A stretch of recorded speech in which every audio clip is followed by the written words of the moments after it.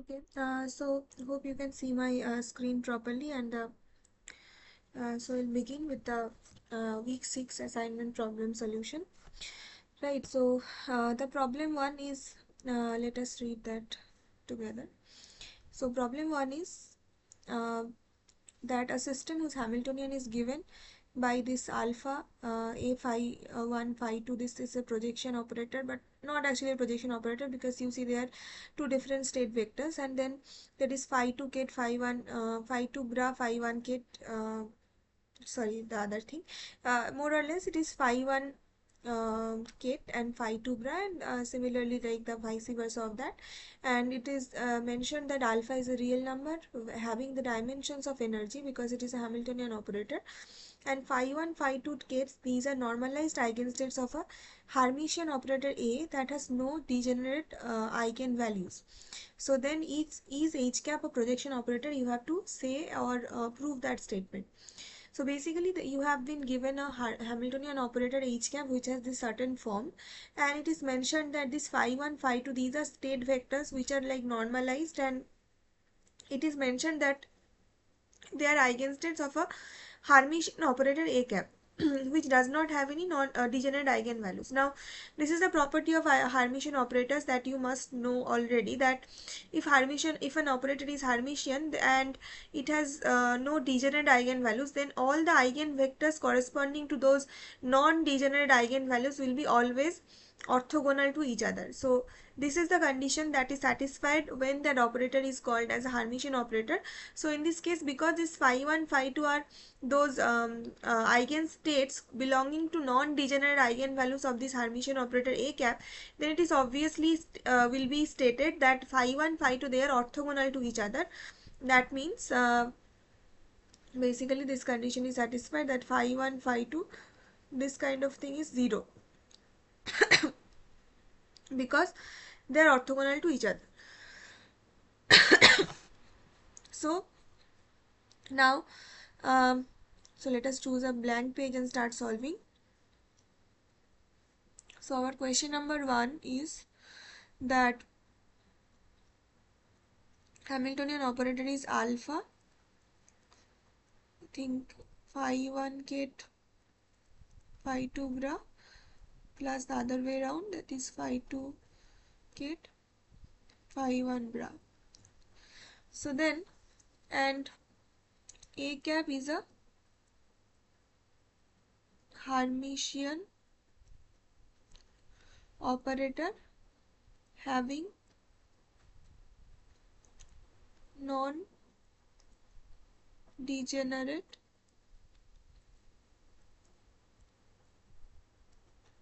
eigenvalues with associated with eigen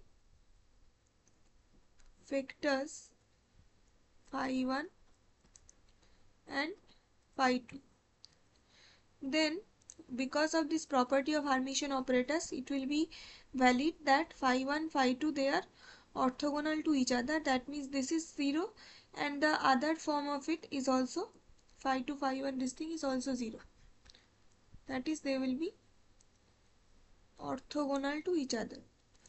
Now another thing that is itself mentioned in the question, that these are all normalized eigenvectors. That means phi 1 is 1, and phi 2 ket bra state, this is also 1, because in the question it is mentioned that they are like physical states, so they are normalized already. Now we have to show whether this h cap operator is a projection operator or not.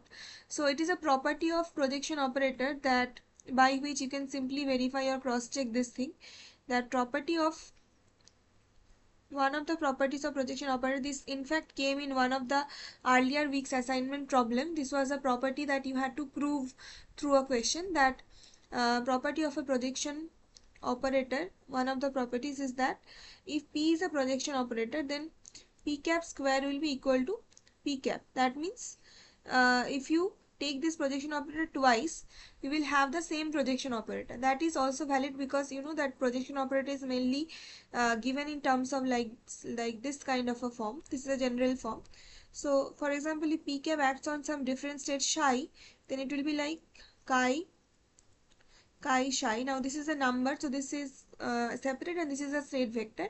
Now whether you operate this twice, one on psi, then that will mean p cap operating on p cap psi, which will be like p cap operating on this other thing, that chi ket and chi psi. This is a complex number, so this number obviously comes outside this operator operation, and p cap is itself acting on chi.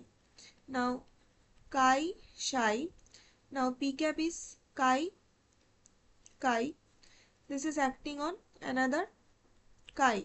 So these two combines together and this is becomes 1 because they are by default considered as normalized. Okay, so then you are left with only this. So this is 1 because they are normalized physical states. So then you are only left with chi psi and chi ket. So just see that this is the same state as this state. That means p cap psi you are getting as same as p cap squared psi. So that is why this is a very important property by which to verify whether an operator is projection operator or not. So this is a very unique property. So you will not find this property in any kind of operator. So because this is a unique property of projection operator, so you can use this to, whether it is satisfied or not, you can use this to verify whether this Hamiltonian given in this question is projection operator is or not. So then h cap square you have to see right, what is h cap square. So that is h cap square is, this is you have to take twice, so alpha squared and this whole thing twice. So alpha squared phi 1 phi 2 phi 1 multiplied by the same thing phi 1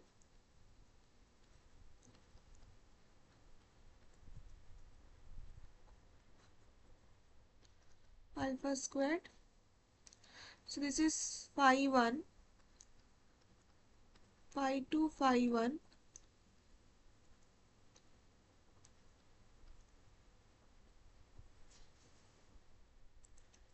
so this thing is acting over this thing, so this becomes 0 because they are orthogonal already stated in the stated first, plus when this term now operates on the second term, so it becomes, first of all this is phi 1 ket, then phi 2 bra goes with phi 2 ket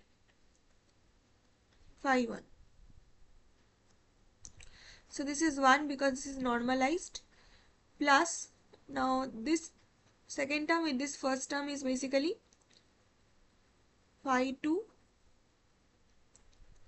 phi 1 phi 1 phi 2 plus now the last term is this second term with the second term here, so phi 2 phi 1 phi 2 phi 1.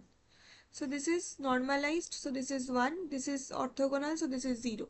So you simplify everything in terms of, so this term and this term goes out of the picture because they are 0. This term is remaining because that is normalized and 1, so this is phi 1 plus this term is phi 2 right. So this is h cap squared that you have found, and this is clearly not equal to h cap since h cap is different. H cap is alpha phi 1 phi 2 plus phi 2 phi 1 and this is h cap squared. So h cap squared is not equal to h cap clearly, hence this property unique to the projection operator is not satisfied, hence we can say that h cap is not a projection operator. So here the statement will be, the statement on the first question that whether h cap is a projection operator, that will be no. Now second question is, consider a one-dimensional harmonic oscillator with Hamiltonian given as this. Okay, the position and the momentum operators in the Heisenberg picture for this harmonic oscillator respectively given by. So the operators given in Heisenberg picture are given as a function of time generally, unlike the Schrodinger picture where the states are given as a function of time and operators do not evolve with time. But because they are saying that this is a Heisenberg picture, so it's obvious that there is time evolution of the operators, whether it is the position operator or a momentum operator. There is a certain form that is a function of time itself. Now this is the harmonic oscillator sort of a problem, so there is a specific form to that, sine cos. There is a specific form unique to the harmonic oscillator case, and the commutator bracket of pH T1 and pH T2 will be what out of these four options will be correct. So basically you have to calculate, or you have to compute commutation relation between pH T1 and pH T2. That means two different times, two different function of time is given, and you have to calculate that. So let us straight go to the solution part. So let us write it down. So we have to find out the commutator relation of pH T1 and pH T2. So basically you have to directly use the forms there they have given in the terms of the momentum operator, so that form we will be using.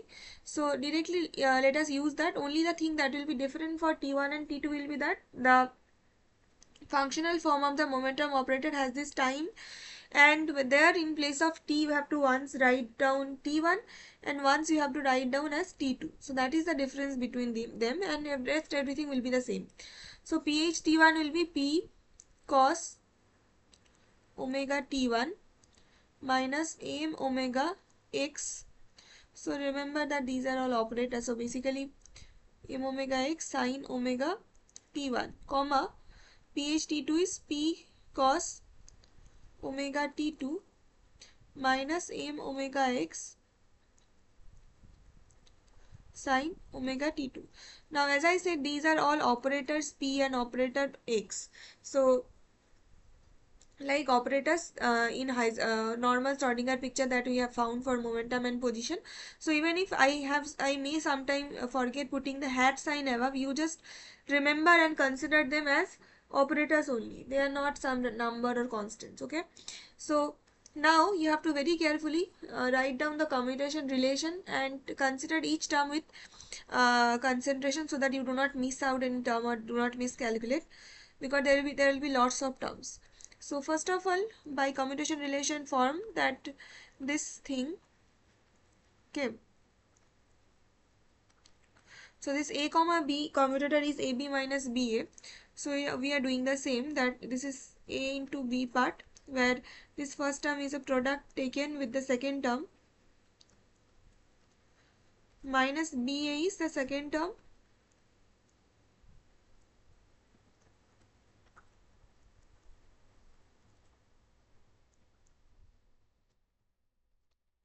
multiplied with the first term.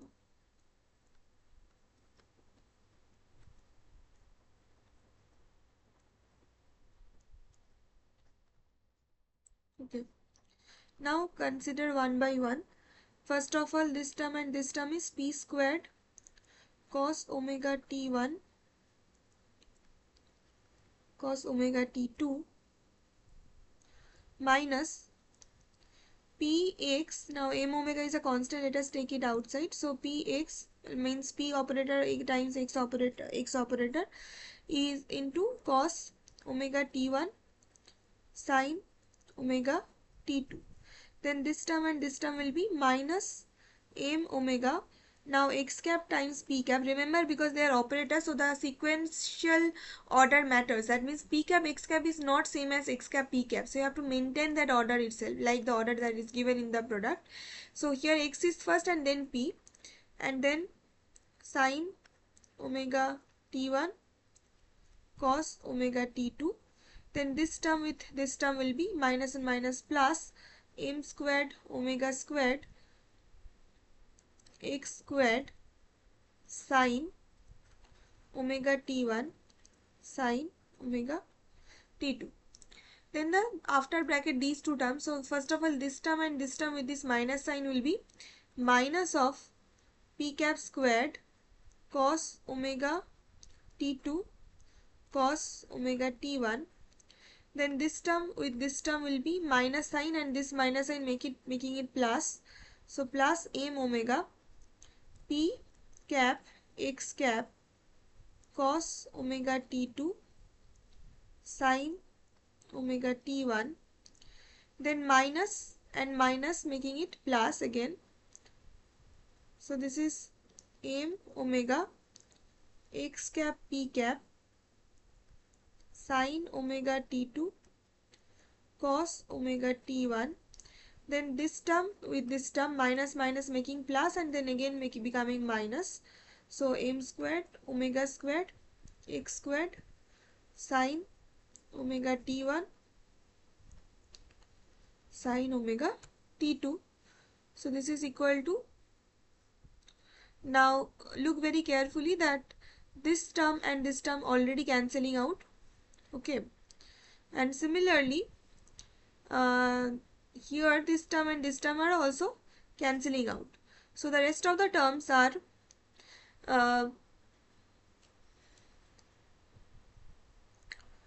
m omega cos omega t2 sin omega t1.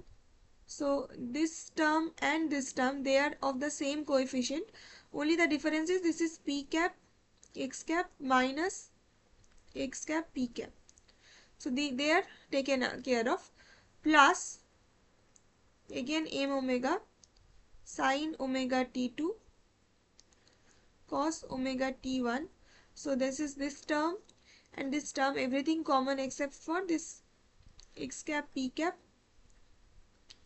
minus p cap x cap. So this is basically m omega cos omega t2 sin omega t1 p and x commutator bracket plus m omega sin omega t2 cos omega t1 x and p commutator bracket.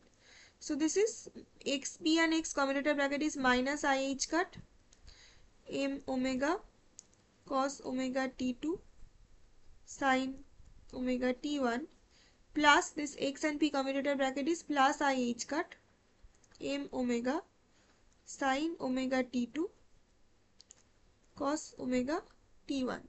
So this is equal to, if you take I h cut common, then this is sin,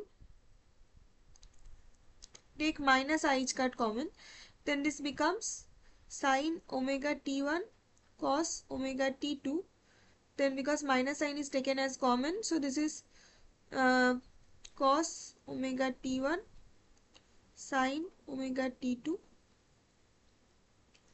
times m omega. So this is minus I h cut m omega sin omega t1 minus t2.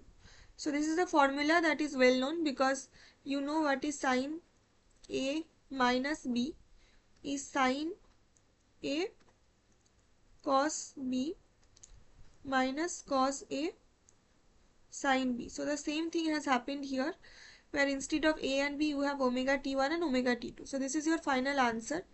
Okay, so let us cross check whether this is one of the options given in the question. So this is our second question that we are solving. So this is minus I h cut m omega sin.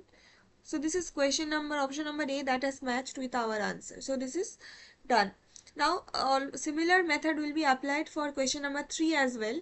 Instead of the p operator, now we have been given in terms of x operator, and similar thing we have to do, consider term by term and get to the final answer. So this is a similar problem. I will not spend much time on the same problem, but I'll just still solve it quickly and let you know what the answer is, so that you can match and you can do it simultaneously with me, so that you know you can also have a practice on this type of things. So this is x operator now with time t1 and t2, two different things. So now quickly write down the form of x given in the question already in Heisenberg picture. So this is x cap cos omega t1 plus p cap by m omega sin omega t1, comma x cap cos omega t2 plus p cap by m omega sin omega t2. So this is a comma b is ab minus ba commutated. So this is x cap cos omega t1 plus. So let us quickly directly write down the commutator relation products instead of again writing down everything. Let us, because you already know the form. So this first term will be first multiplied by this term and then the vice versa with a minus sign. So first this term and this term will be x cap squared cos omega t1 cos omega t2 plus then first term and second term is 1 by m omega x cap p cap cos omega t1 sin omega t2 plus this term and this term is p cap x cap by m omega sin omega t1 cos omega t2 plus this term and this term is 1 by m squared omega squared p cap squared sin omega t1 sin omega t2 minus then this term multiplied by this term is cap squared cos omega t1 cos omega t2. Then this term multiplied by this term is minus. Now sequence matters, so this is multiplied with this, so p cap x cap by m omega cos omega t1 sin omega t2 minus this term multiplied with this term is again x first x cap p cap by m omega sin omega t1 cos omega t2 minus this term multiplied with this term, so this is minus p cap squared by m squared omega squared sin omega t1 sin omega t2. So this term and this term first of all cancels out, and similarly you see that this term and this term also cancelling out. So only remaining terms let us combine together is 1 by m omega x cap p cap minus p cap x cap cos omega t1 sin omega t2. So these are this term and this term combined together, plus second term will be 1 by m omega p cap x cap minus x cap p cap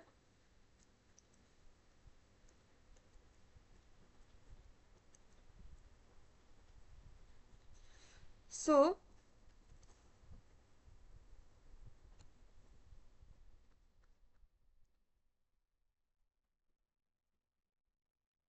this is commutator bracket of x and p.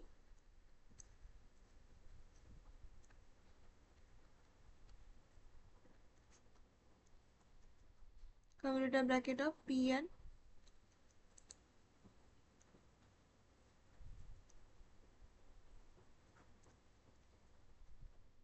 so this is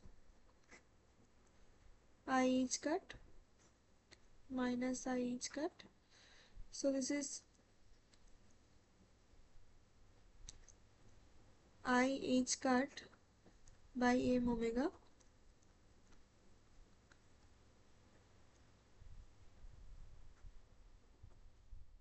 let us take a minus sign in common. This is minus plus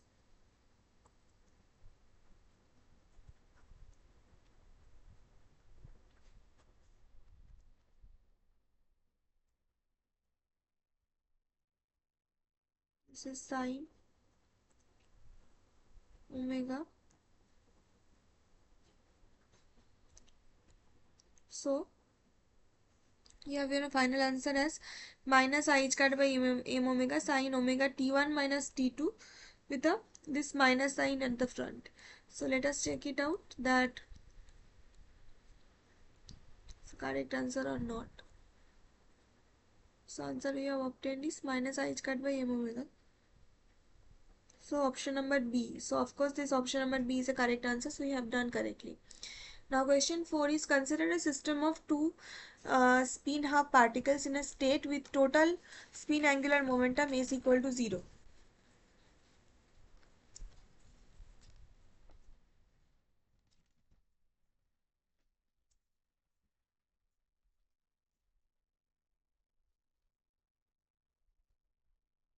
Okay. So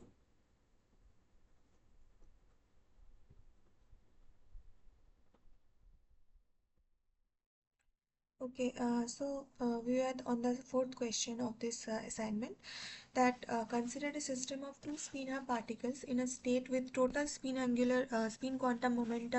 momentum number of s equal to 0. If the spin Hamiltonian h equal to a s1 dot s2, then where the a is a positive constant and s1 s2 are spin angular momentum operators,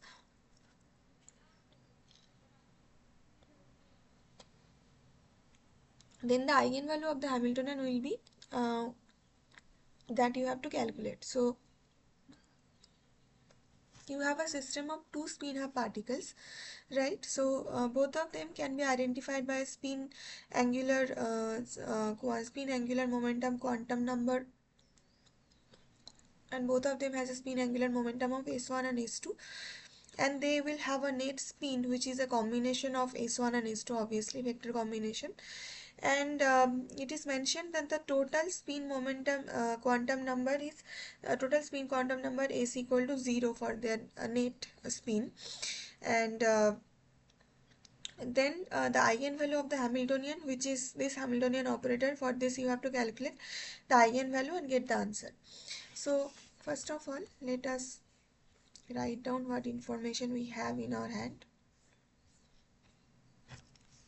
Okay, so question number 4 is that we have two spin half particles, right? So the particles have spin s1 and s2, two spin half particles. So these are spin angular momentum vectors, so that is why they have a vector sign. They are not quantum numbers. In terms of spin quantum numbers, if you want to say, then obviously each of them will have a spin of half because they are spin half particles, right? So but the net spin, what will be the net spin? So net spin of this system will be, let's say this is S vector. So this is net spin angular momentum vector, is basically because it is a vector, so it will be a vector combination or vector addition of the two separate particles spin angular momentum vector. So this is S vector, that is the net spin angular momentum, is a vector addition or vector combination of two individual spin half particles spin angular momentum vector. So then S vector equal to S1 vector plus S2 vector, right? So then what will be your S squared? So S squared will be dot product of S dot S, right? So that is basically S1 vector plus S2 vector whole squared, which is nothing but, because again it will be like a vector product. So S1 dot S1 plus S2 vector dot product S1 vector plus S2 vector. Now you take the vector product of this. So S1 dot S2 is S1 squared, the dot product of S1 dot S2, S1 dot S1 dot, plus dot product of S1 vector dot S2 vector plus dot product of S2 vector dot S1 vector plus S2 vector dot S2 vector dot product is S2 squared. So this is S1 squared plus S2 squared plus 2 times S1 vector dot S2 vector is equal to net S squared. So you have now what is your S1 dot S2. So the whole reason of solving this like this way is because you want to uh, like take out what is the form of S1 vector dot S2 vector in terms of the other numbers. So that is why, because that is because your Hamiltonian has this kind of form, because your Hamiltonian, remember that operator of Hamiltonian is expressed as some unknown constant A times s1 vector dot s2 vector. So there is this dot product of s1 and s2 which you need to know the form of to solve the eigenvalue of this Hamiltonian operator. So that is why you are doing in such a way so that you are getting your vector product of s1 dot s2 in terms of s squared minus s1 squared minus s2 squared by 2. Now you may ask that how do you know this, what are the values of s squared, s1 squared and s2 squared. Now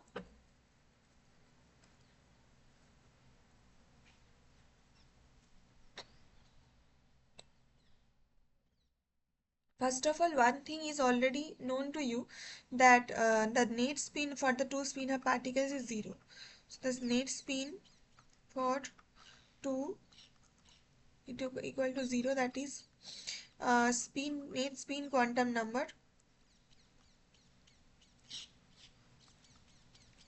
equal to 0, right?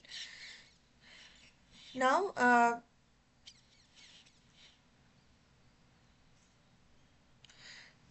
so because the net spin for the total combination of system is 0, that means the eigenvalue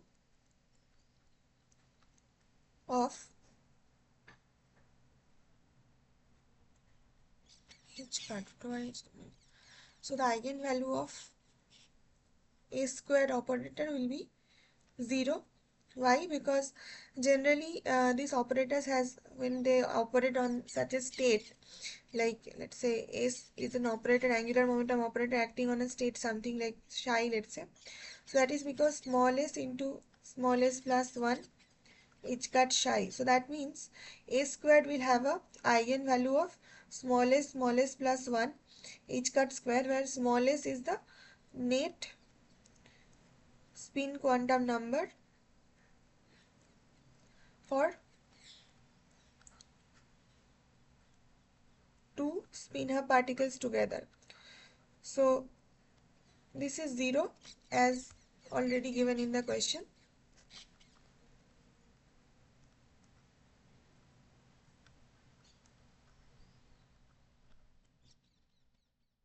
So this is the eigenvalue of a squared.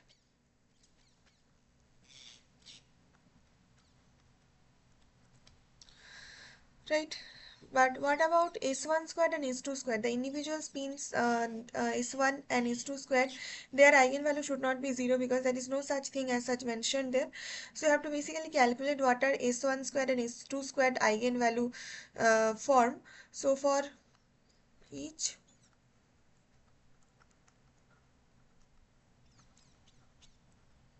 individual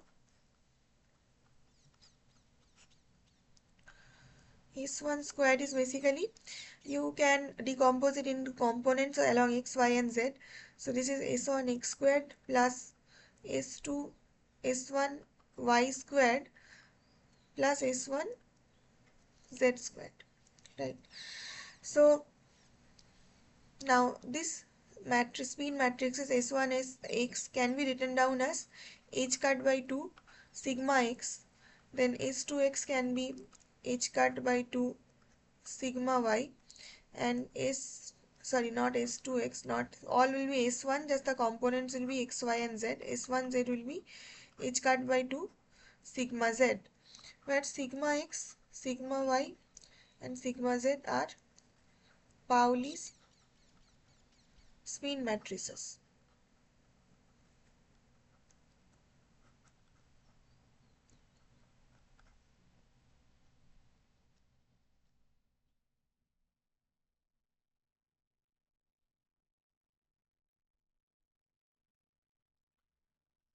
Okay, so once you know that, so you know the form of s6 sigma x, sigma y, sigma z. So sigma x is 0 1 1 0.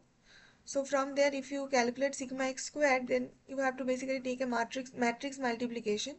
So that will be 0 1 1 0 times 0 1 1 0, which is 0 plus 1, 0 plus 0, 0 plus 0, 1 plus 0, which will be like 1 0 0 1. That means the identity matrix I. Similarly, you can take the form of sigma y, which is 0 minus I I0, and if you do it by yourself, you will find out that sigma y squared is also the identity matrix I, and similarly sigma z form, I'll tell you that it is 1 0 0 minus 1, and similarly if you take the sigma z squared matrix multiplication, you will find out that this is the identity matrix I. So everything is thus calculated like that. And then for individual spin, because s1 squared is this one, right? So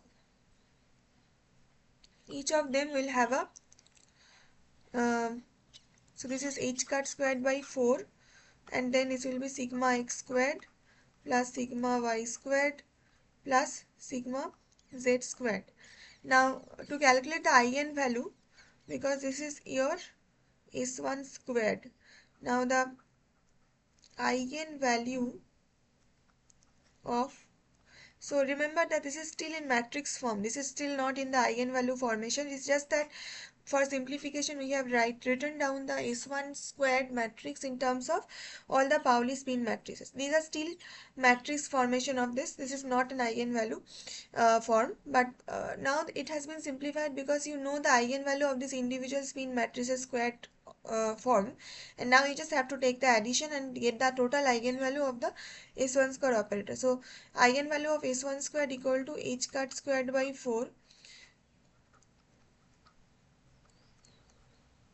eigenvalue of sigma x squared plus eigenvalue of sigma y squared plus eigenvalue of sigma z squared. Now because you have already seen that, now directly if you write down the form, what is sigma x squared, y squared and z squared, they are all identity matrices. So this is an identity matrix, this is also an identity matrix. So this is h cut square by 4 into 3 into an identity matrix I. So instead of doing this step, let us directly go to this step that you have expressed your S1 square matrix as an addition of all three Pauli spin matrices squared, and this is ultimately giving you an identity matrix. So this is still a matrix, right? So this is identity matrix, but now it is simple for you to get the eigenvalue of this total thing, because this is 3h squared by 4, identity matrix is 1 0 0 1, right? So basically for an identity matrix, you know that the eigenvalues are known, that are 1. So this is 3h cut squared by 4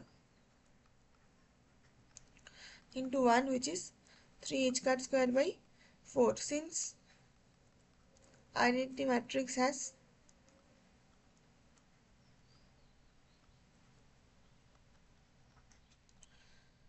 okay, so this is 3h cut square by 4, that is your S1 squared eigenvalue. And similarly S2 squared matrix is also an individual spin matrix, which can be written down as S2x squared plus S2y squared plus S2z squared, and again can be decomposed in terms of Pauli spin matrices, which is h cut squared by 4 sigma 2x squared plus sigma 2y squared plus sigma 2z squared. So this is again can be written down as 3h cut square by 4 into identity matrix I, which is nothing but giving you the eigenvalue of, so this is up to the form up to which this is the matrix. Now the eigen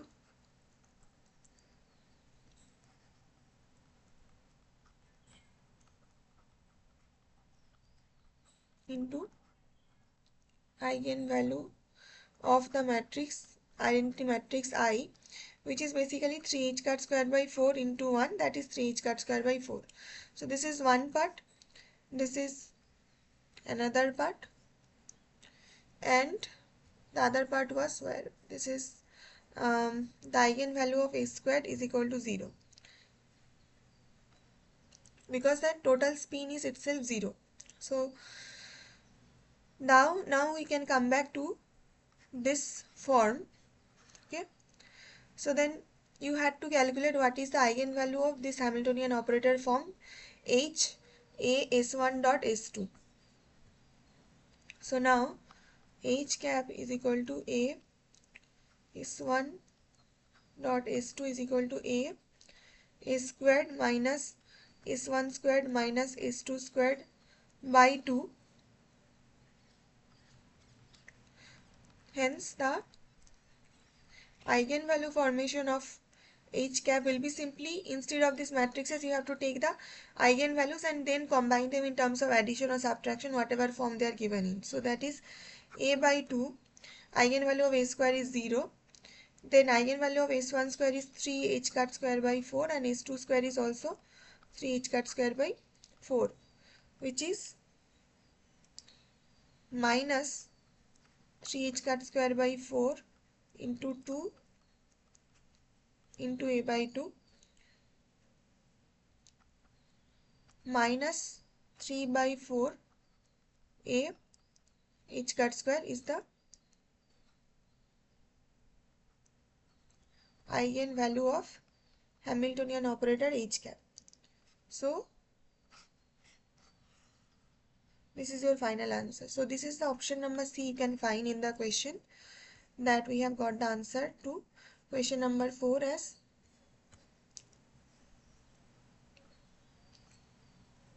option number C. This is also the accepted answer. Now question number 5, for Pauli spin matrices,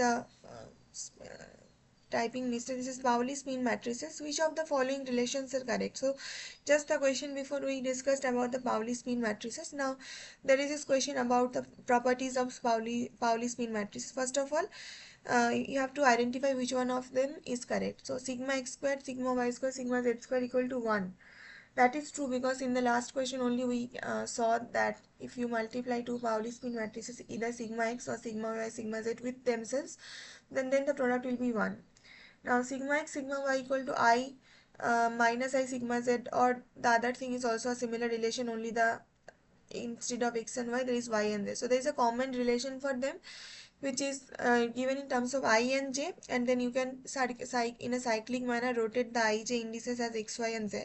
So that I will show you, and then from there you can get to know whether both of them are correct or not. And then sigma x, sigma y plus sigma y, sigma x equal to 0 or not. So all of them you have to check. So let us write down. So Pauli spin matrices. Okay.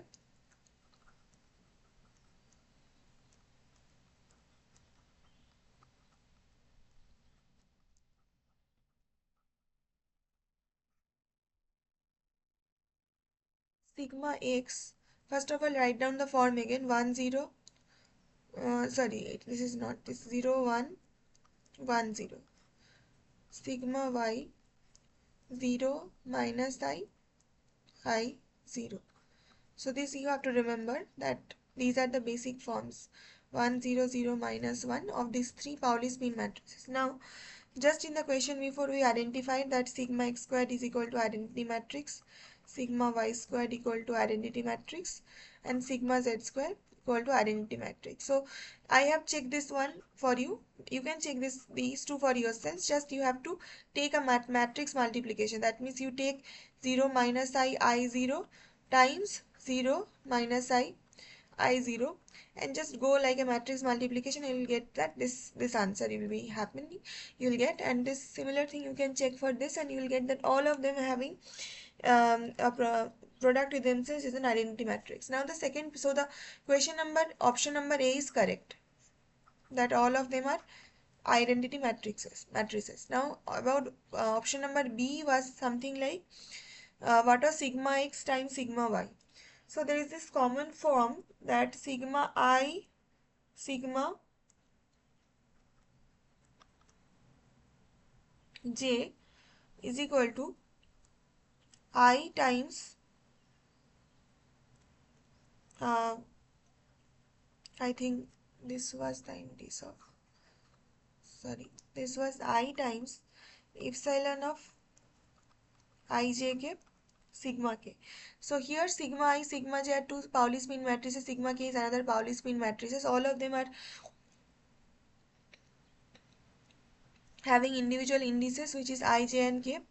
So this I is different. So here I, j and k are the indices x, y, z. They can be taken up, and this I is that imaginary I, not the index I, this is equal to root over -1. So I am writing it down like a curly I to separate it from this index I.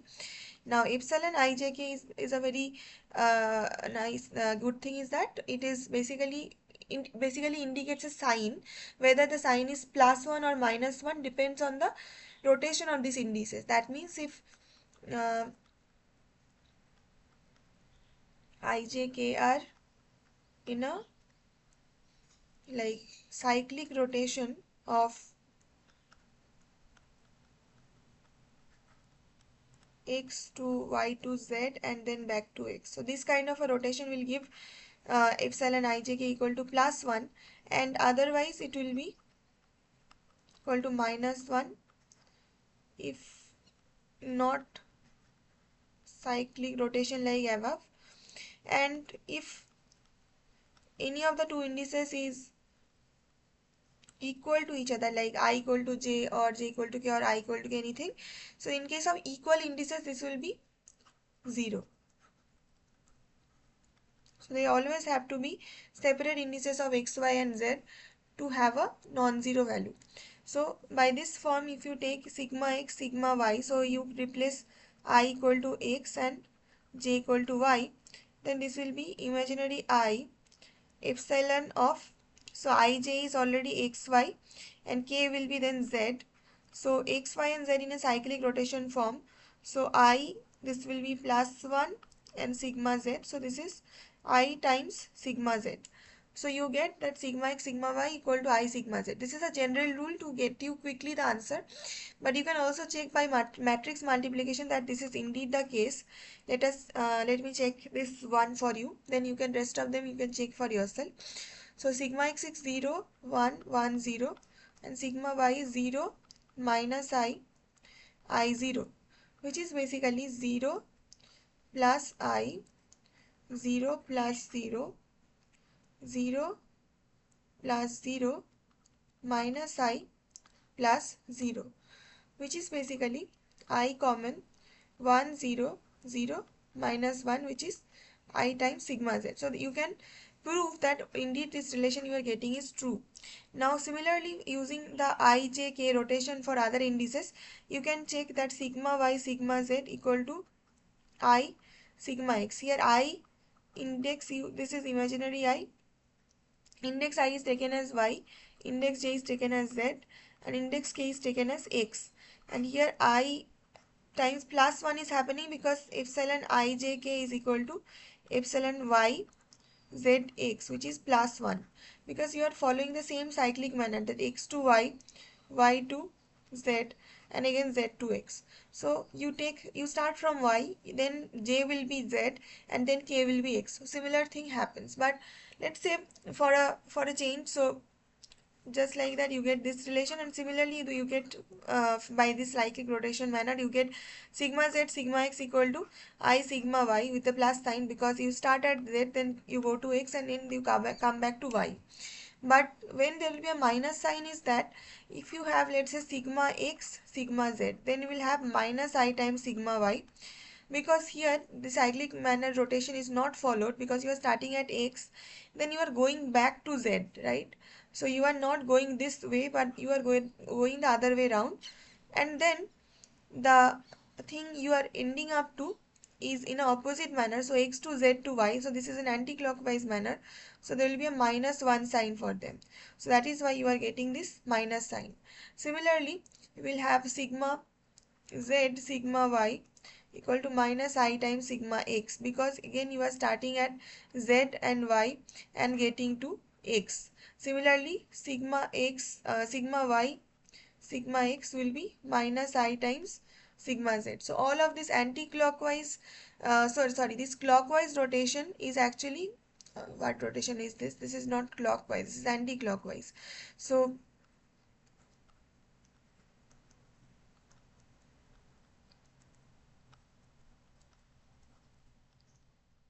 anti-clockwise rotation is giving you a negative sign, and x to y to z is a clockwise rotation is giving you positive sign.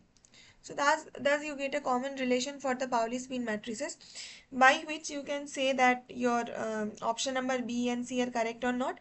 Now last option was that whether this sigma x sigma y plus sigma y sigma x equal to some value you have to check. So this now becomes even simpler for you because you know the relation sigma x sigma y equal to I sigma z. This I is imaginary I, plus sigma y sigma z is minus I sigma z, because this relation is followed. So then this will be 0.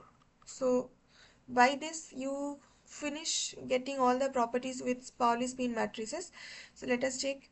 First of all, this is true. Sigma x sigma y equal to minus sigma z, this is not correct because this is following a clockwise rotation but still giving you a minus sign. This is not correct. Sigma y sigma z equal to minus sigma x is also not correct because again this is a clockwise manner, there will be a no minus sign, but this last form is 0 that we have already checked. So our correct options will be A and D. These are also the accepted answers. Now question number 6, for the case n equal to 2, l equal to 1 and ml equal to 0, the value of r at which the radial probability density of the hydrogen atom reaches its maximum is some dash times a naught. The answer you have to get. So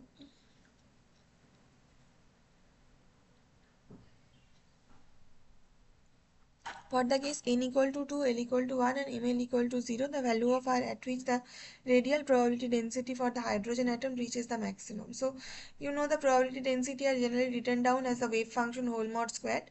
But here because there is a radial probability density mentioned, so you have to only think about the radial like the radial part of the entire wave function of the hydrogen atom. So this radial part is already given to you as r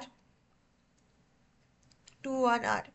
So this is the radial part of the wave function, right? Because it's the function of r only, which is the radius, and this is because it's the radial part, this is written down by the capital R thing.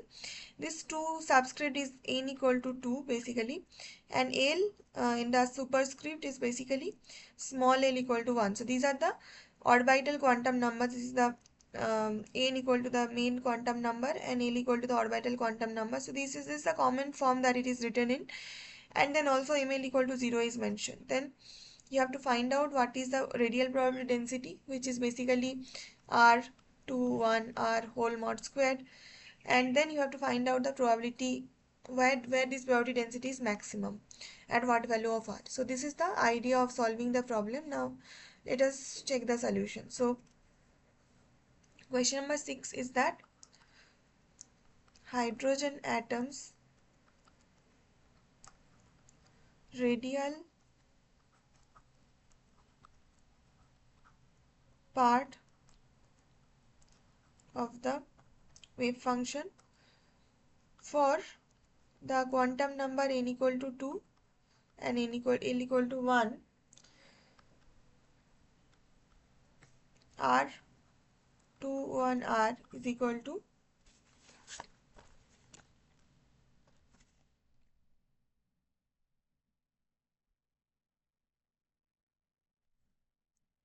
what was r to 1 r is basically uh, let us go back one second, I forgot the form. So r to 1 r is equal to 1 by 2 a naught to the power 3 by 2 uh, 1 r by a naught root over 3 e to the power minus r by 2 a naught. So let us write that down. So this is 1 by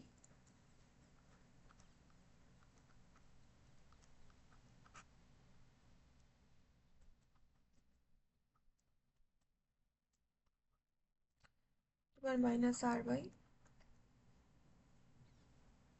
2 a naught. So then you have this form is already known.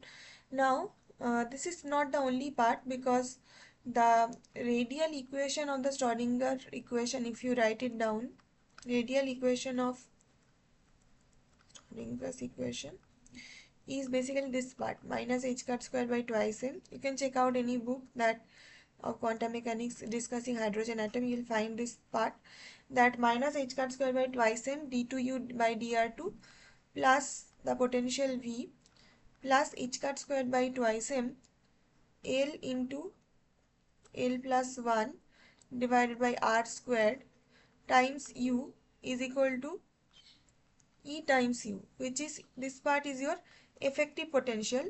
V effective is the main potential V, plus this part is coming from the relation to orbital quantum number. So I'll not go into detail why this part is coming, but this part is there so that you can check it out. And here u is a function of r only, which can be written down as r times capital R times r. So this is the total thing. So basically the main radial part of the wave function is not r, but this is the r times r, which is u, because that is coming in the Schrodinger's equation equivalent thing, not the only capital R. So that you have to make sure that you are getting the radial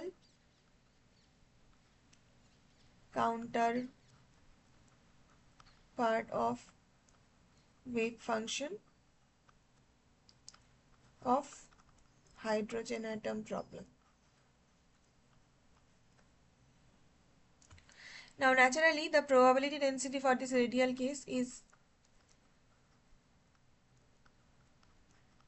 simply mod of u r whole square, which is r squared r whole squared,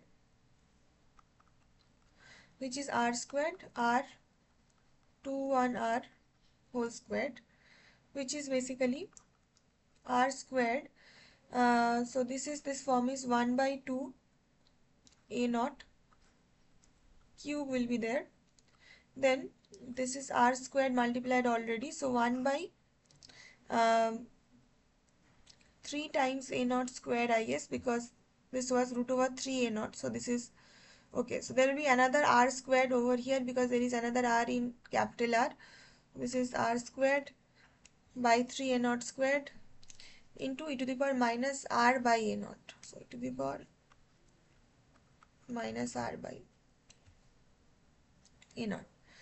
So this probability density PR for the radial part is basically 1 by 2 to the power 3 is 8 into 3 is 24 a naught to the power 5, okay, and then r to the power 4 and then e to the power of minus r by a naught. So then where this will be maximum, so this dp by dr equal to 0, let's say r equal to r2, since equal to 2, so let's say at r equal to r2 this will be maximum. So then since if PR is taking a maximum value at r equal to r2, then the first condition will be that dp by dr is equal to 0 at r equal to r2. So then dp by dr you calculate that 1 by 24 a naught to the power 5, then 4 r cube to the power minus r by a naught plus r to the power 4 minus 1 by a naught e to the power of minus r by a naught equal to 0.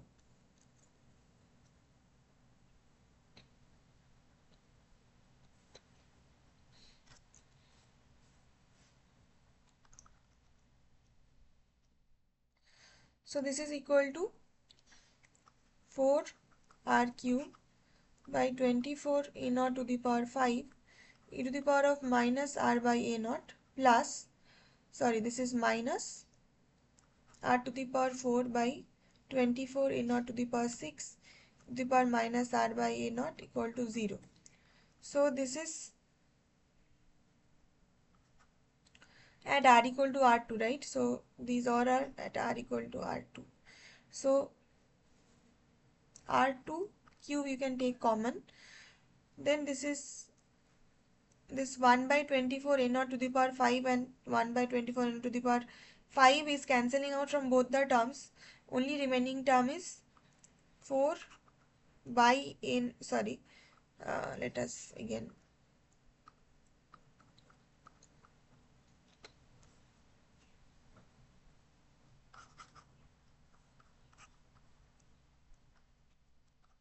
First of all, take it as common. 4 R2 cube minus R2 to the power 4 by A naught equal to 0. Now because all these left hand terms are not 0, so the only option is the term in the bracket, which is, let us again take R2 cube as common, 4 minus R2 by A naught equal to 0. Again R2 is not 0,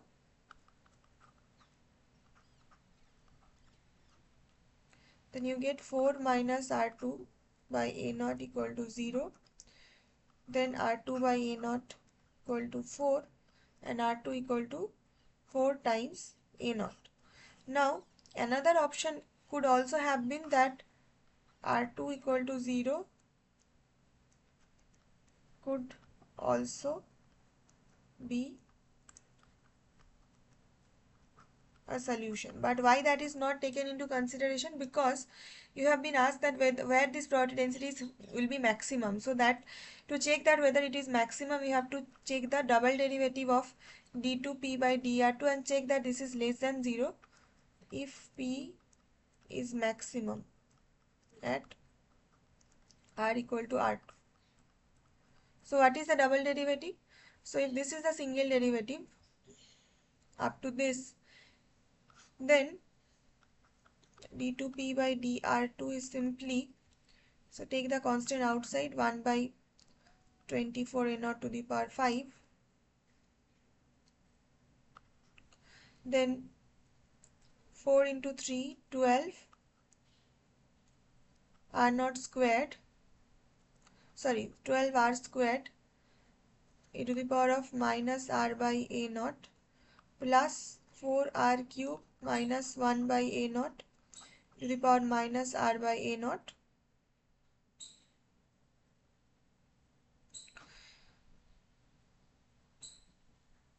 minus 1 by a naught to the power minus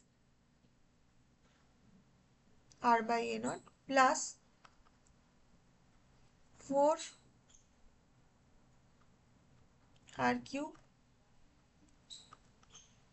minus a naught to the power minus r by a naught minus r to the power 4 by a naught minus 1 by a naught e to the power minus r by a naught.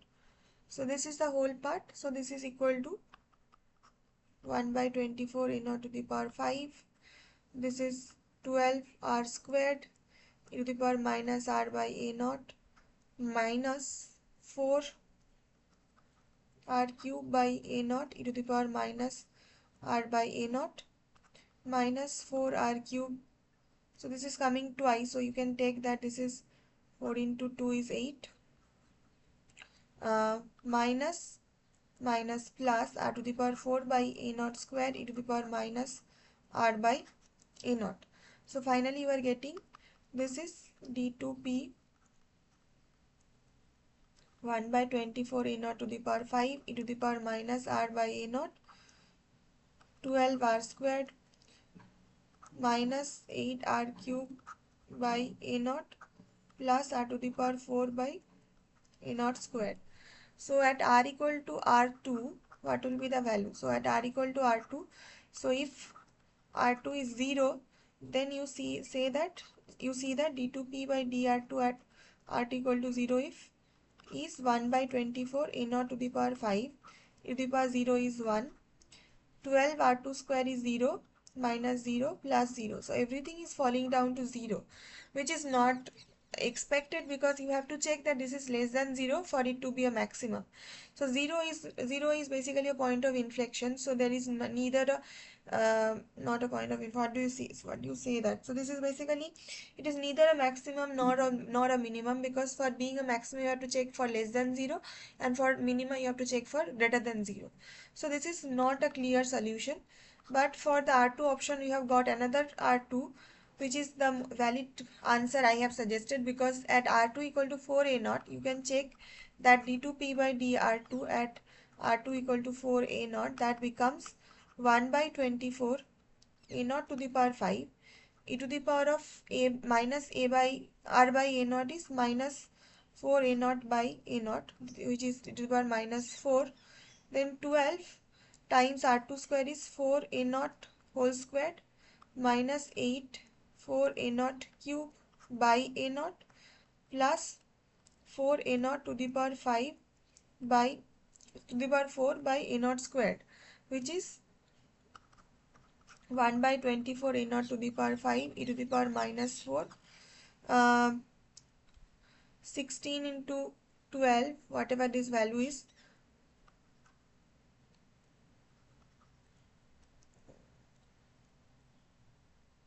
a naught squared minus 64 into 8 is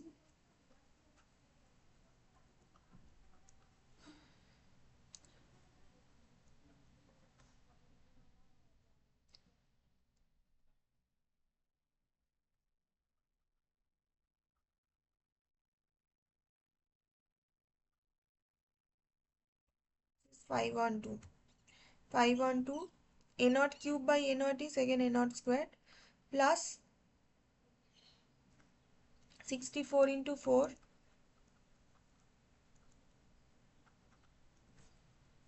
256, a naught to the power 4 by a naught square is again a naught squared. So what do you get? So ignore this part. This is again, this is not adding anything to the sign. Main sign part comes from here. You get that 256 plus 192,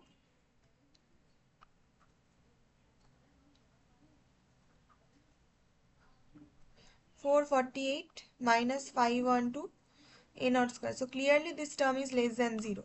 So you can check that for r2 equal to 4 a naught, this double derivative is coming as less than 0. Hence its maximum at r2 equal to 4 a naught. So the answer will be 4 times a naught. So that is why you discard that r2 equal to 0 solution and only consider 4 a naught solution. So which is the answer is 4 times a naught. So again, anyhow you did not have to do it unless because the answer is not 0 but the coefficient will be 4. So that is the correct answer also. Now question number 7 is that Hamiltonian of a system is given by h equal to p squared by twice m plus potential as a function of r as a function of t. Then the Heisenberg equation of motion for the position operator in the Heisenberg picture for the system can be written down as what form? So there is a particular relation for Heisenberg equation of motion for operators. You need to directly use that form and get down to the solution. So let us write the Heisenberg's equation of motion for operators, because remember in Heisenberg pictures the operator will have a time evolution, and that is why you get a equation of motion in terms of a function of the time evolution. So question number 7 is Heisenberg's equation of motion for time evolution to associate a time dependence on operators in Heisenberg picture. Okay, so that form you need to remember, or already you have read about it in the classes. So this is dr cap by dt is equal to del r cap by del t plus 1 by I h cut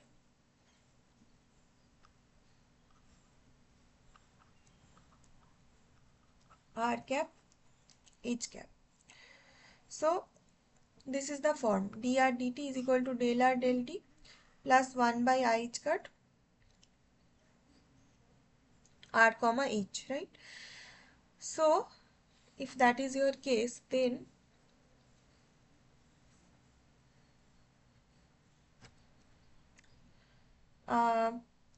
this del r by del t part will be 0 because there is no explicit time dependence of the position operator Explicit time dependence, by that I mean that there is no t square, t cube, or t to the power n, or directly some function of t, direct function of t is not there.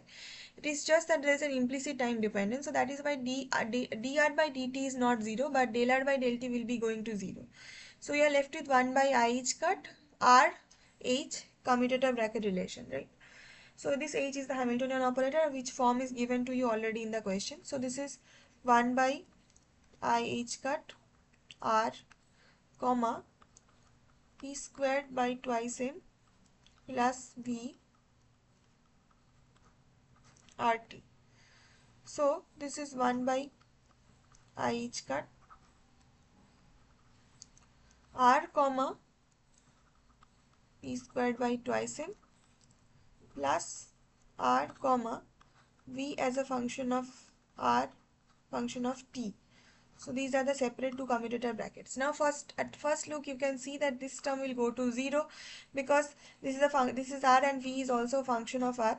So both are having the same functional dependence, so that is why you get 0. Similar reasons why you get like x squared, this commutator bracket relation will always give you 0. So similar reason. So this is also 0. But this part is non-zero because here this is r, this is p. So you have to simplify it further, so that you get to a common known relation, which is r, then this is p dot p by twice m, which is 1 by I h cut, then 1 by twice m r p p plus p r p,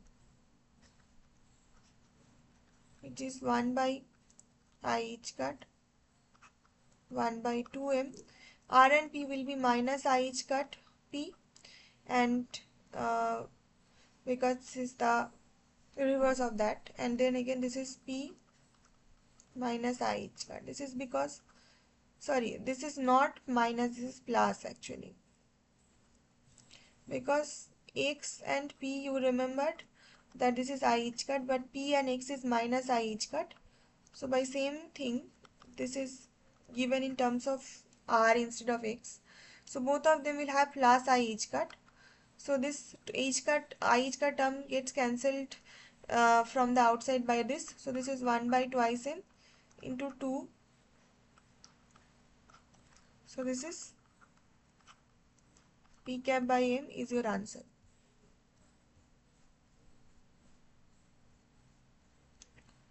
So the answer you get is p cap by m, which is option number B. Now question number 8 is, the first excited state of hydrogen atom is dash fold degenerate when you take into account the spin of electron.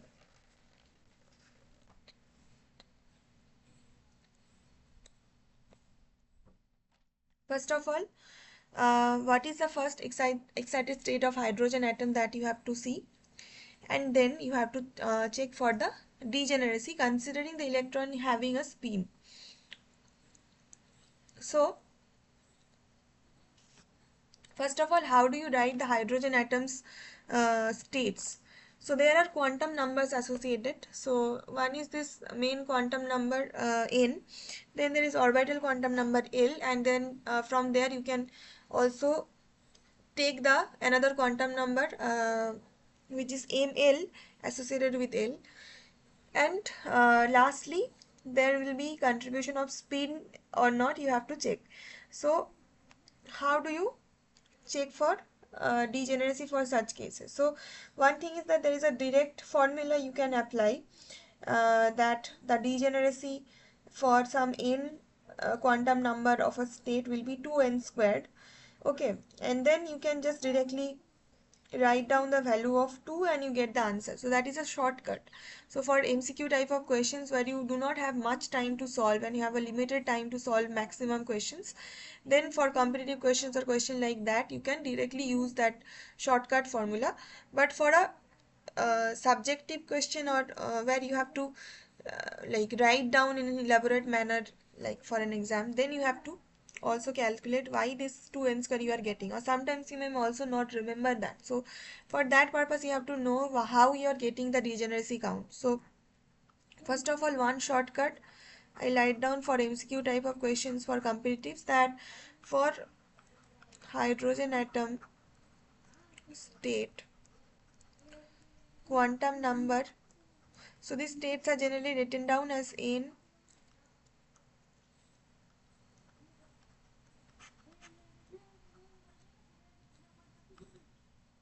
L or ML. So for if the quantum number for this state is N, then the degeneracy for this degeneracy count will be 2n squared. So because hydrogen atom starts with n equal to 1, 2, 3, so n equal to 1 is the ground state. So the first excited state will be n equal to 2, right, for hydrogen atom. So the question they have asked us is for first excited state, that is n equal to 2. So then the degeneracy for this case is 2 times 2 squared is 8, right?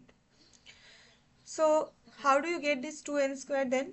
Or how do you check that this is the exact answer for degeneracy? Let us do that in a bit elaborate manner. So let's say one thing is for sure, that n equal to 2 for first excited state, right, of hydrogen atom. So then if n equal to 2, what are the values of L? L goes from 0 to n minus 1 in terms of one space, one gap, one interval. So then it will be n minus 1 is already 2 minus 1, that is 1. So the values are L equal to 0 and 1. And for L equal to 0, the value of ML will be, which goes from minus L counting 0 to plus L. So in between there will be numbers in gap of 1. So this will be, because L is already 0, so only possible value of ML is 0. But if L equal to 1, so then ML will be minus L is minus 1. Then in terms of, in gap of 1, the next value will be already 0 and the next value will be plus 1. So these are exhausted, you have exhausted the total count of ML, minus 1, 0 and plus 1. So these are the possible things that you can do.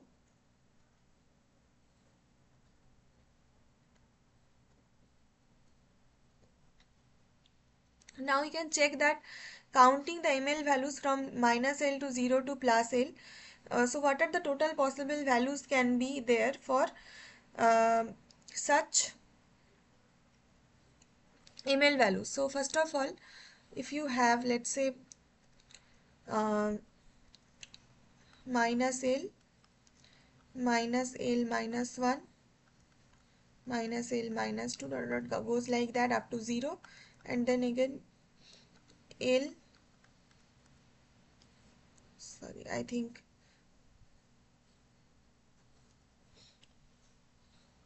L minus 1,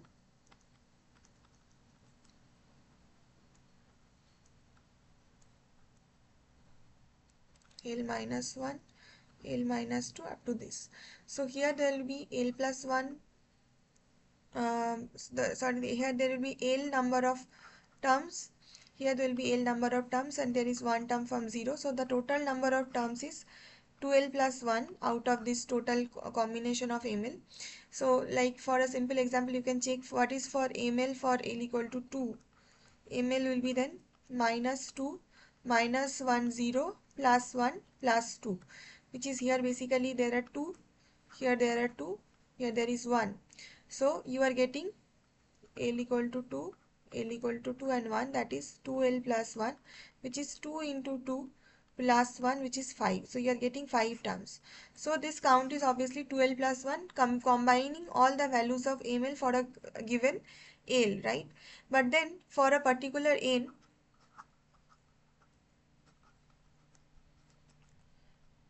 there can be 0 to n minus 1 numbers of L. So in the total summation you have to also count that. So the total count for a fixed n will be summation over 2L plus 1, where L goes from 0 up to n minus 1. Now this is not all, because in the question they have also asked us to consider the spin of electrons is considered.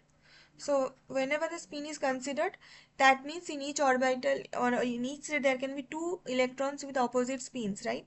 So this you multiply by 2 again, because in each state that can be occupied by two electrons, because one will be spin half up and one will be spin half down.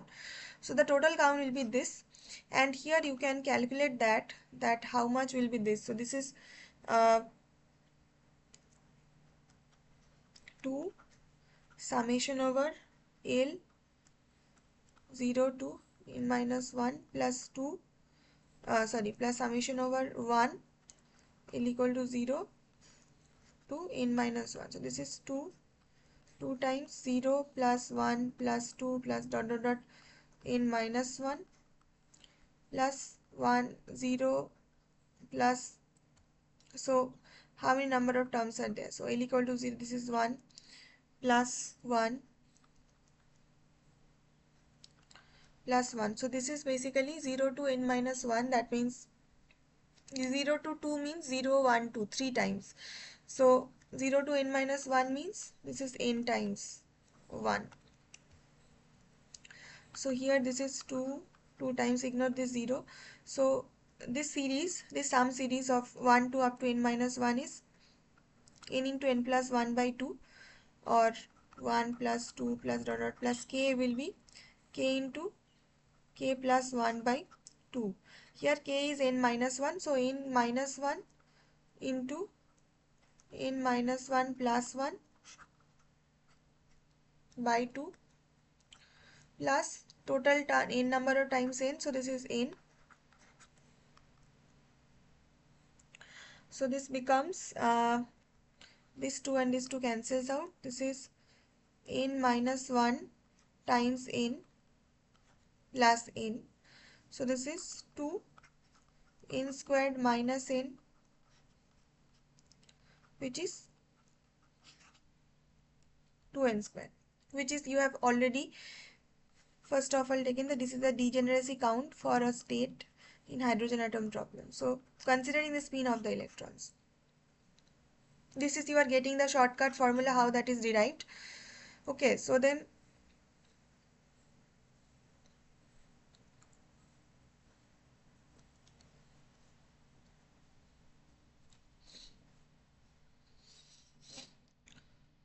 for first excited state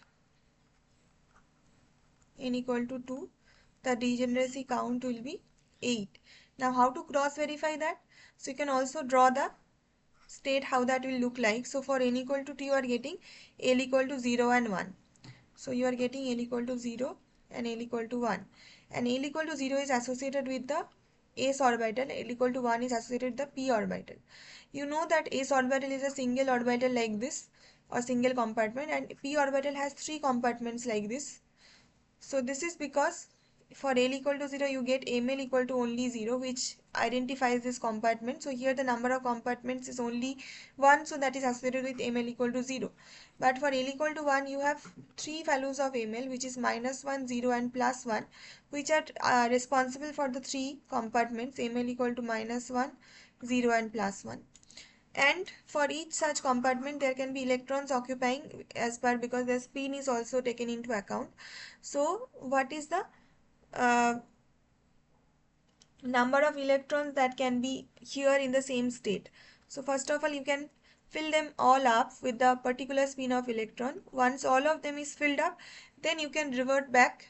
This is the like orbital filling rule that you must know already. So then you fill up the down state also, and then you are getting 2 plus 2 plus 2 plus 2,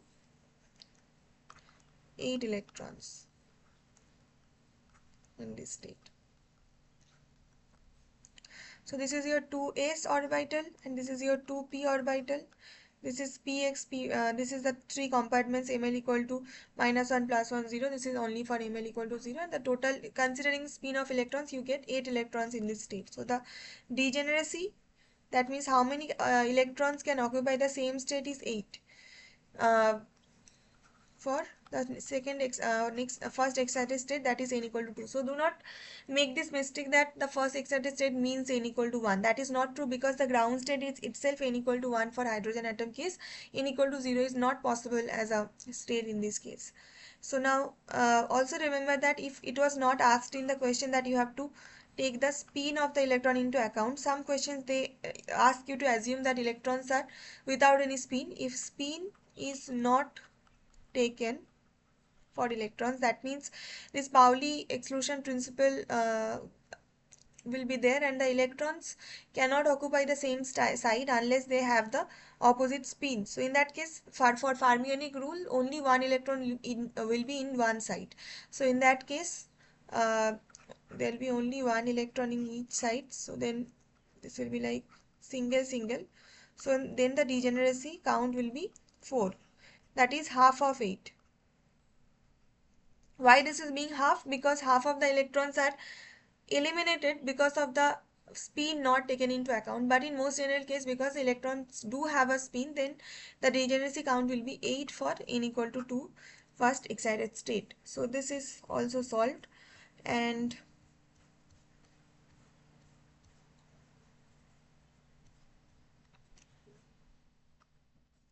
so the answer 8 you have obtained. Now question number 9. A particle of mass m and charge q is moving under the influence of a one-dimensional harmonic oscillator potential. Assume that it is placed in a constant electric field and the Hamiltonian is given by this. Then the nth excited state energy of this particle can be written down as what? So this is a harmonic oscillator kind of a problem. Only thing is that because of electric field there is this additional x instead of this x square in this form. Now you have to simplify it in a way that you will be like expressing it with a change of variable, so that you can get exact harmonic oscillator sort of a potential and kinetic energy form in the Hamiltonian with some extra constants to help you get to the eigenvalues easily without taking into account having to take into account the complexity for associating an x in a simple form like this. So you have to simplify the equation in ways like change of variables, right? So then let us see that this is question number 9.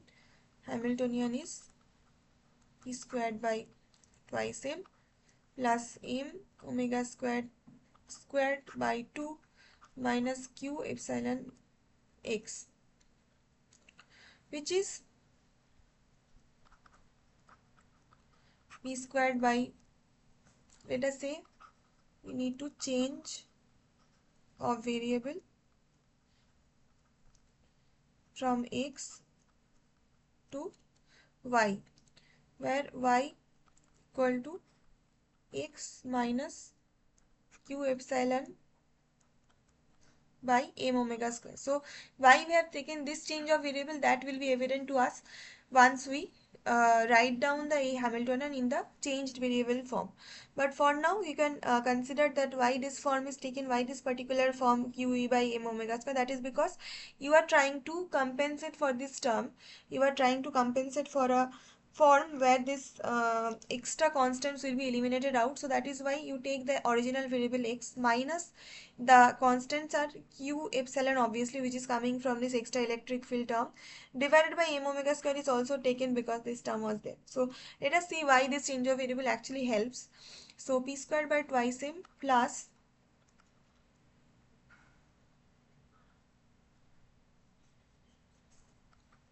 m omega squared by 2. Now x will be y plus qe by m omega squared whole squared minus qe x, sorry, minus qe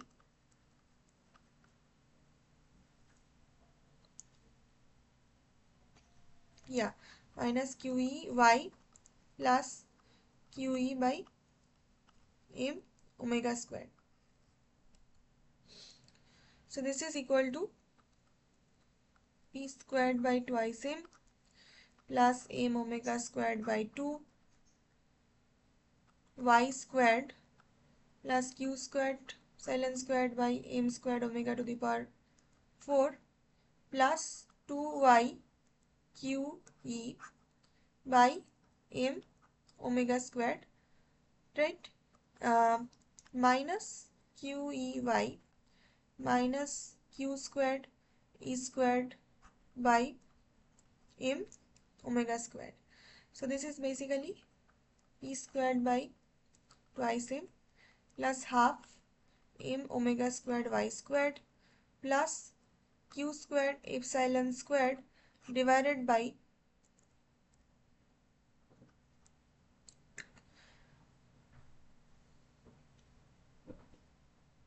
okay, so this is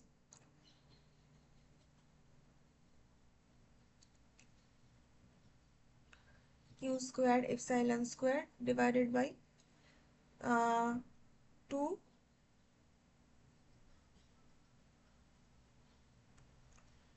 m omega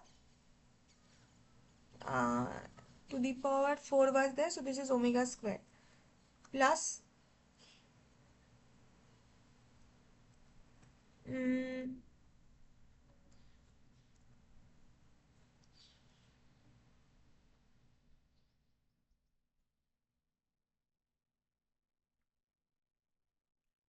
plus this 2 and 2 cancel out, m and m cancels out, omega square cancel out, so this is q epsilon y minus q epsilon y cap minus q square epsilon square by m omega square.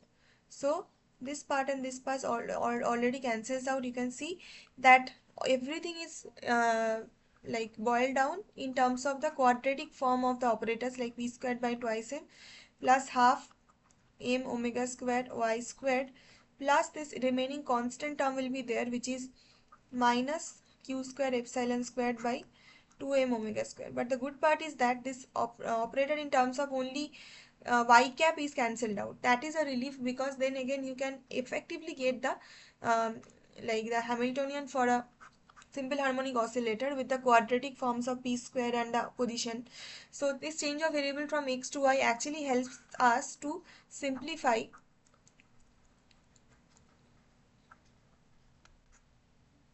and again simplify it down to the simple harmonic oscillator quadratic form with some additional constant that we can take care of. So this advantage is that now we can directly get the eigenvalue of the nth state is basically the expectation value of Hamiltonian with this n state.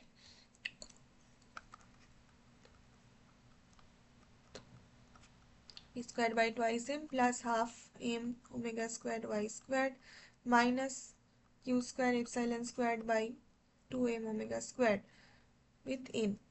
So then you have, so this is a simple harmonic oscillator case problem, okay, where you know already the solution, that this is n plus half h cut omega minus, so this is already a constant form, so it can be outside this, and simply then n will be 1, so minus n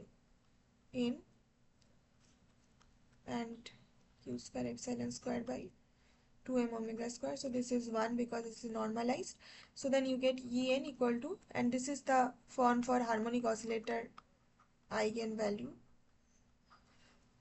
expectation,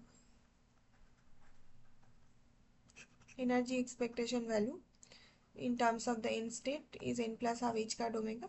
So you are getting n plus half h cut omega minus q squared d squared by 2m omega square. So this is your answer. You can check, this is option number C in the question. So question number 9 is that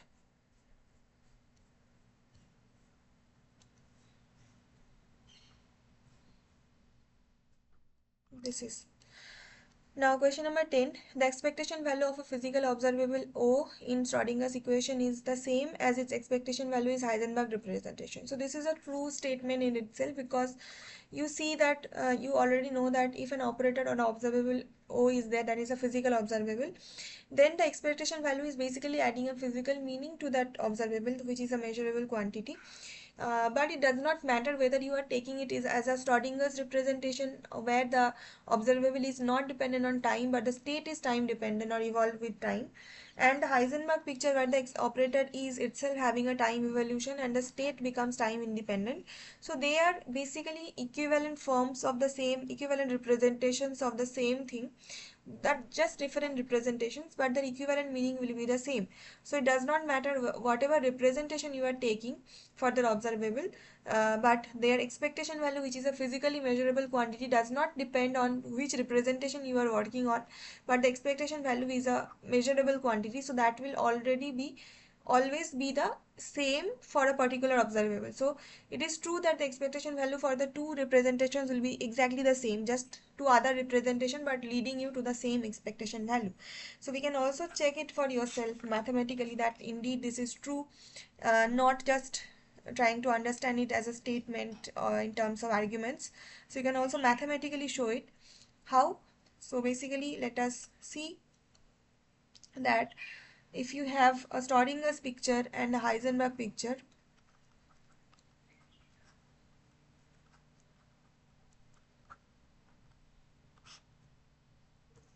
and another thing is the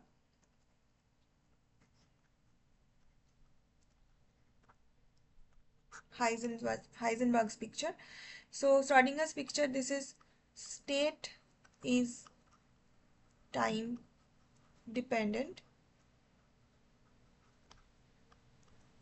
operator or observable is time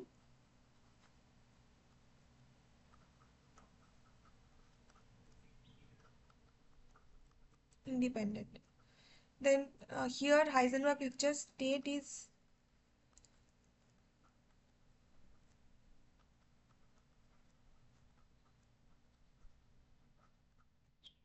time independent, operator is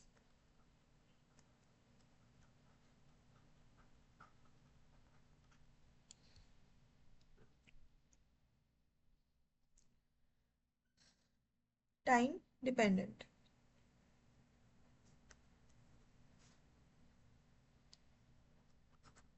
So then here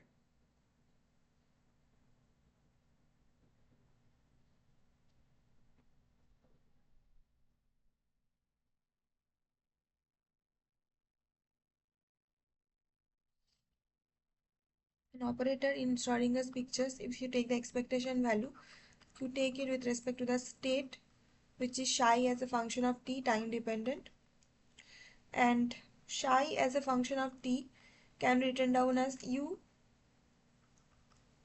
operating on psi 0. So at initial time t equal to 0 up to a time t, how do you evolve to that state? By this time evolution operator. So this time evolution operator has a particular form, e to the power of minus ai h cap t by h cap, where h cap is the Hamiltonian operator.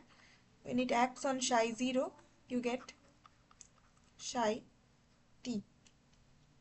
Okay, so this is the time evolution on the state psi 0 giving you psi t. Now in the Schrodinger picture, also let me write down that this u operator's property is that this is unitary, that means u dagger equal to I.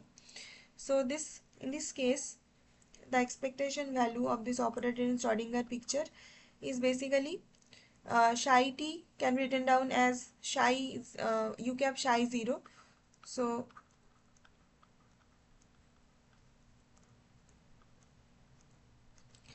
then what is psi t bra? That is basically this whole thing's dagger, which is AB whole dagger is B dagger A dagger. So in this case psi 0 dagger is basically psi 0 bra and then u cap dagger.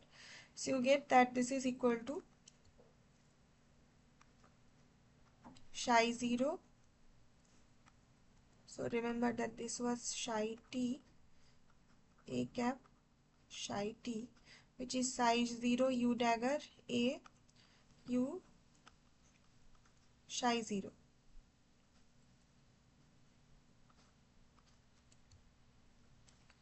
which is basically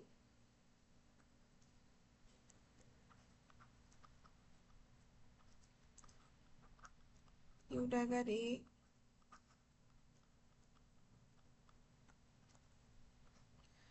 right? So this thing is there.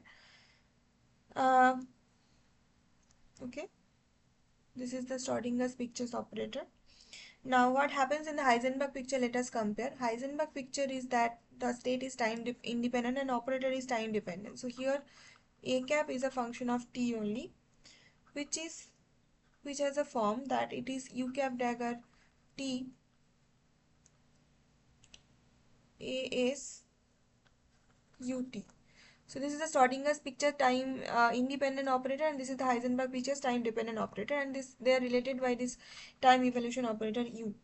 And this state is time independent, that is Heisenberg picture state is actually psi at 0 state, so that is not evolving with time, rather the time evolution is on the operator.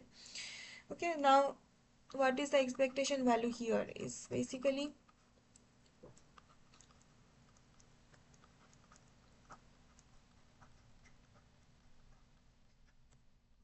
then you write down the form of psi 0 is psi a cap h is u dagger t as ut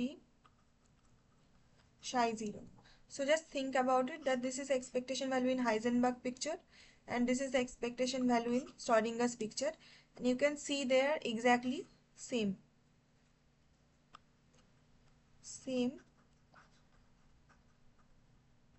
expression. So that mathematically also you find out that expectation value is a physically measurable quantity.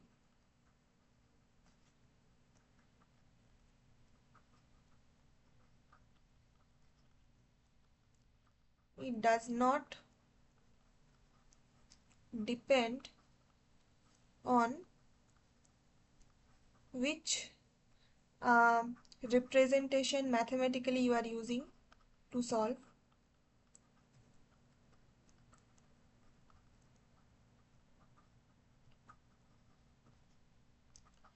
Used. So that is why in both Heisenberg and Schrodinger equation it will be same. It has to be the same. Heisenberg and Schrodinger's representation. So with this we have finished all 10 questions, and next we'll discuss the next assignment.